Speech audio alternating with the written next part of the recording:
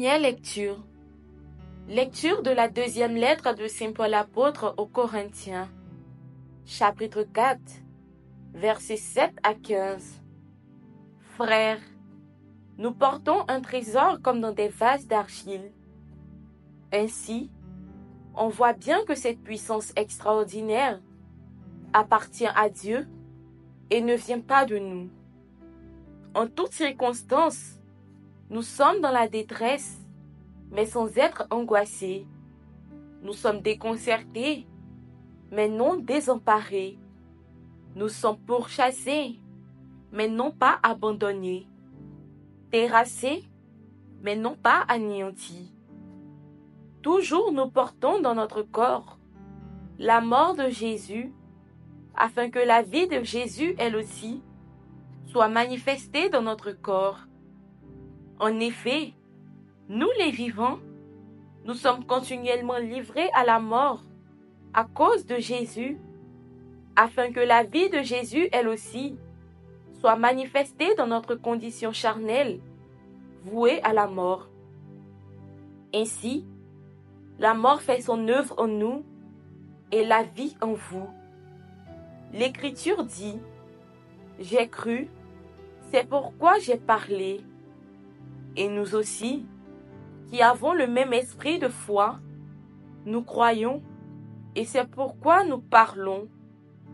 Car, nous le savons, celui qui a ressuscité le Seigneur Jésus nous ressuscitera nous aussi avec Jésus, et il nous placera près de lui avec vous. Et tout cela, c'est pour vous, afin que la grâce, plus largement répandue dans un plus grand nombre, fasse abonder l'action de grâce pour la gloire de Dieu.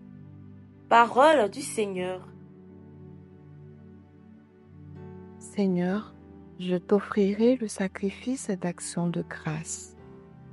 Je crois et je parlerai, moi qui ai beaucoup souffert, moi qui ai dit de mon trouble, l'homme n'est que mensonge. Il en coûte au Seigneur de voir mourir les siens. Ne suis-je pas, Seigneur, ton serviteur, moi, dont tu briseras les chaînes? Je t'offrirai le sacrifice d'action de grâce, j'invoquerai le nom du Seigneur. Je tiendrai mes promesses au Seigneur, oui, devant tout son peuple. Seigneur, je t'offrirai le sacrifice d'action de grâce.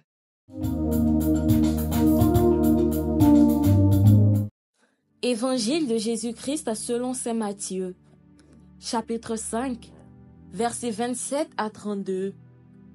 En ce temps-là, Jésus disait à ses disciples, « Vous avez appris qu'il a été dit, « Tu ne commettras pas d'adultère. » Eh bien moi je vous dis, tout homme qui regarde une femme avec convoitise a déjà commis l'adultère avec elle dans son cœur.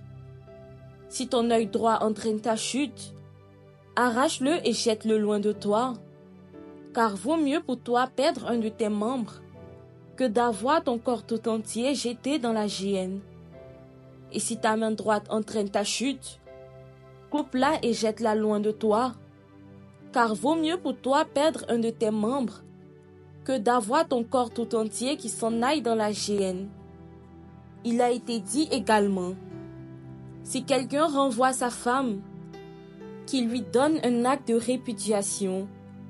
Eh bien moi je vous dis, tout homme qui renvoie sa femme, sauf en cas d'union illégitime, la pousse à l'adultère. Et si quelqu'un épouse une femme renvoyée, il est adultère. Acclamons la parole de Dieu.